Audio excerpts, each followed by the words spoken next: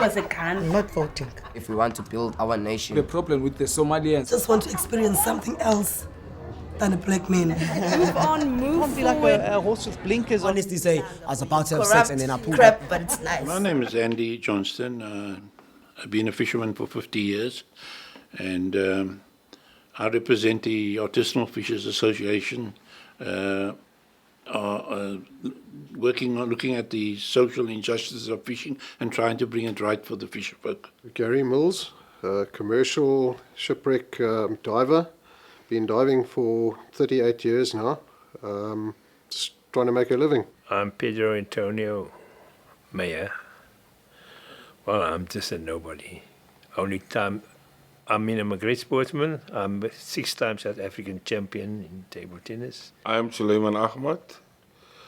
I'm a traditional fisherman, born fisherman. Didn't have any school. I am 71 and I'm still active in the fishing game. I believe that you must be born at the sea. You will know more about the sea than anybody else. I mean, you can be so much learned that you can go anywhere in the world.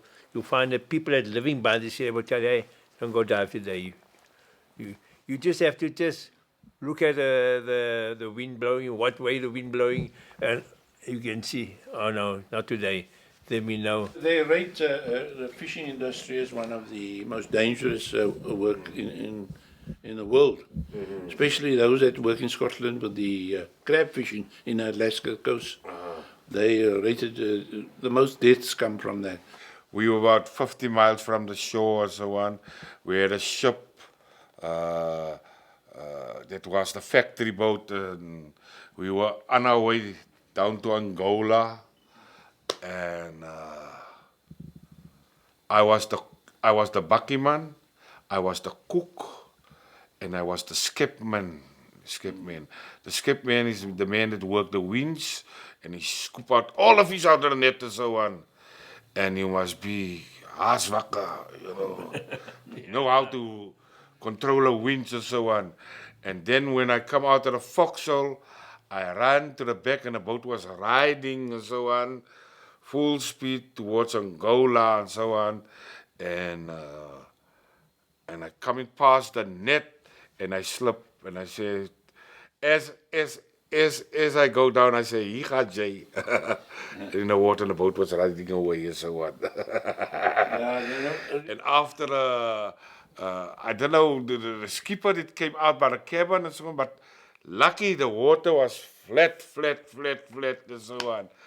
And I was watching my boat going 50, 60 miles from the shore and so on. And I just see the old man come out of the cabin and so on. And he looked towards the back and so on. It must have been about a mile or something like that and so on. And I see go into the cabin again. And there about turn and so on. They get me out of the water. Also at Cape Point at 37 miles down there. Yeah. A lot there. Diving also per the moon. You know how when you're diving, Gary, at the bottom, you know exactly there's a shark coming, but the fish disappear. You get a feeling. Yeah. You're not feeling okay, Yeah. And you turn around and I see everything disappear, and I see this shark coming. Yeah. I tell you, Gary, I think before he could make up his mind, I was on the boat. The harness went first. That was a massive bugger. I said, up anchor, boys. We're going to do Olifantsbos rather work inshore. But that 37 miles down there is quite a dangerous place. When I was unemployed, I used to feed the people, and I know people were getting it at a cheap rate when I used to bring my crew home there. Being so near the sea, I mean, Greenpoint used to be for us like a haven. It would be something where you can, when you feel like if you're hungry, don't worry, we go to the sea. We used to bring, I tell you, I had times there when I brought crayfish home that people thought, sure, yeah, can you bring all this crayfish home? But I got all my carriers with me. We come with about 3 or 4 bags, and we just have a good old party, And I mean, that was the days when you could get it out for nothing. And we used to fish there at Witsands. And I mean, Ahmad was fishing there, and there was Skipperchi that used to stay there and we used to go down. All of a sudden, we used to have a chap coming there and exchanging wine to the fisher folk for crayfish, you know. The next thing we know, there's a road going down there. Ahmad, there was a road. And then they put the electric cables down there and they put the factory up. And what the hell is going on now? Yeah. So that was set aside for supposed to be a coloured camping site. And we were camping there. So then they objected to, with us camping in there. They wanted to remove us. And we objected against them putting the factory up. So to get around it, we were correct legally if they couldn't put the factory up there. So they took a tractor. Remember, they put the tractor around there, and they called it an island. That's the smallest island in South Africa at the moment. So they've got jurisdiction there for, then they leased it for 99 years to this factory here. So there we're standing on the beach, we can't do, and we got to sell to the factory. Now they're selling, we got to sell it at 50 cents a crayfish to them. Crumbs, we're getting a rand a time in Sea Point. You know, sometimes we're getting 2 rand. And, you know, we said, no, we're not going with the system. We're going to rather poach. We're not going to hang with this apartheid laws. You know, it was more like a defiance campaign going on. So that's when we got to go to Ouderkraal. Our camping spot used to be right there near the factory. It was a community camping site because the families, we knew everybody was going to camp there too. There was about 20 tents up in the festive season at that time. Every year we started to grow and grow and grow and grow. And then all of a sudden, the roads came through there, and I don't know what all happened. And they fenced it. Yeah. We cut through Rocks there. Rocks, and dug even a trench here too, so we couldn't get out. We filled that all up. One night we filled that trench up, and we saw that we could get through the fence and take our tents and everything to our camping site there. But then eventually they just pushed us out. Ahmad, we saw this article in the newspapers about the corruption in the fishing industry. It's a worrying aspect from where we come in the early days. And we looked at when we started out fishing, and you started out fishing, and Gary started out fishing, it was a situation where we saw corruption being in that time. All the politicians at those days all took fishing rights for themselves.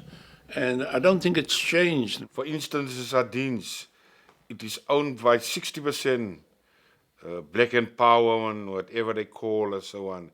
And if you go right into it and you check out how many commercial is in there, you find here in the Western Cape, from that 60%, 4 or 5 companies that got their own boats at this Black and Power, man, and then they still throw out people like me and so on. They are all paper quota holders and so on, just collecting money every month when they're catching their fish and so on.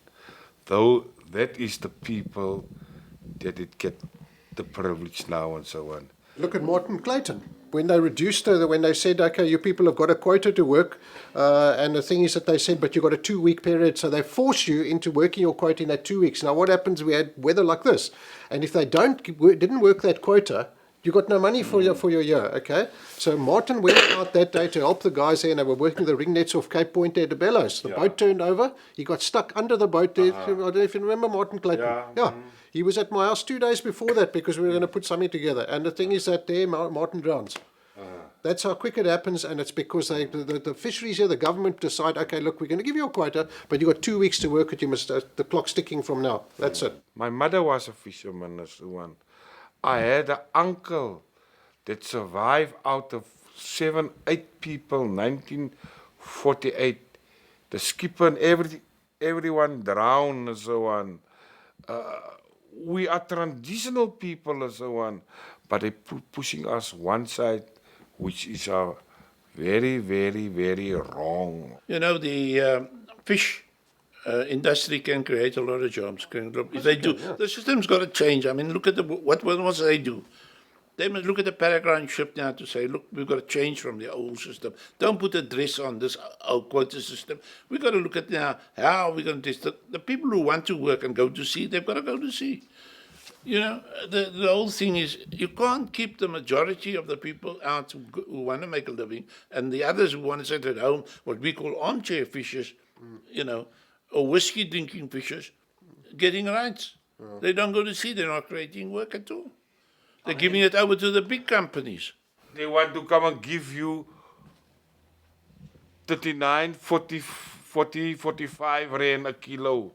You has got to pay the crewmen, you has got to pay the diesel, you has got to pay the bait, you might lose some traps, you has got to pay everything and so on.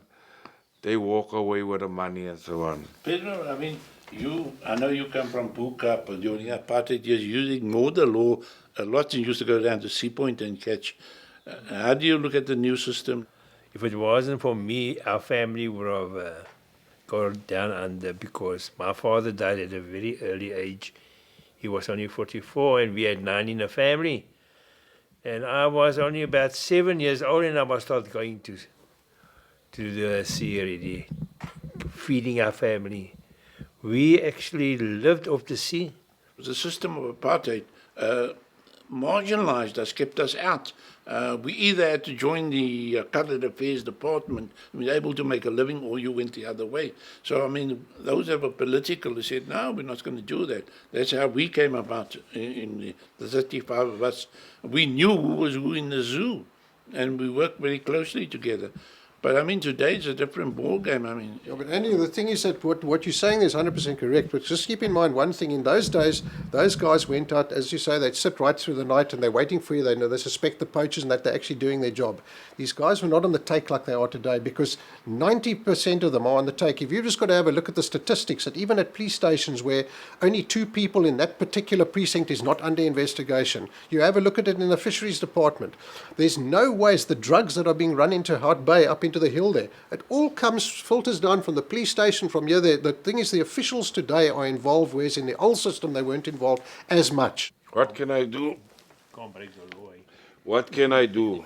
Yeah. I'm depending on them to give rights and so on. And they don't want to listen to you. What can I do? I don't know what to do. they shouldn't have a quota where you get a fixed right. If Ahmed goes to sea and he catches 500 kilo and the other man catches only 2 kilo, that's the way it's been. We work always that way. If you were we got the word we call you a pup slung, then you're not going to last in the fishing industry. And, you know, giving the rights to people who are entrepreneurs, supposed to be, they call entrepreneurs, I think that's the wrong way to do it. You must go and make your money in the sea. And that's a system we've got to look at. My dream is not my dream, actually. It should be like that and so on. People like us that is traditional fishermen, which got the skills, which got the equipment, the boats, the nets and everything, they has got to treat us better. When I went up to Joburg, they sent for me up in Joburg, and I got some play that stated to Pedro Meyer as what I did for sports. And I felt so great, and I think, oh, that was my dream, just to be noted, and I can say, well, I got the dream already. Well, my dream would be to see something get back similar to what it used to be in the old days. Not necessarily the same, but when I say that is that people that go out to sea would actually know where they stood. They knew what they were allowed to do, where there's more consultation and from government officials and things like that. And what I'm saying here is that they must actually start to now respect these guys that go out to sea. They're putting their lives on the line. They're doing the dirty work and the hard work.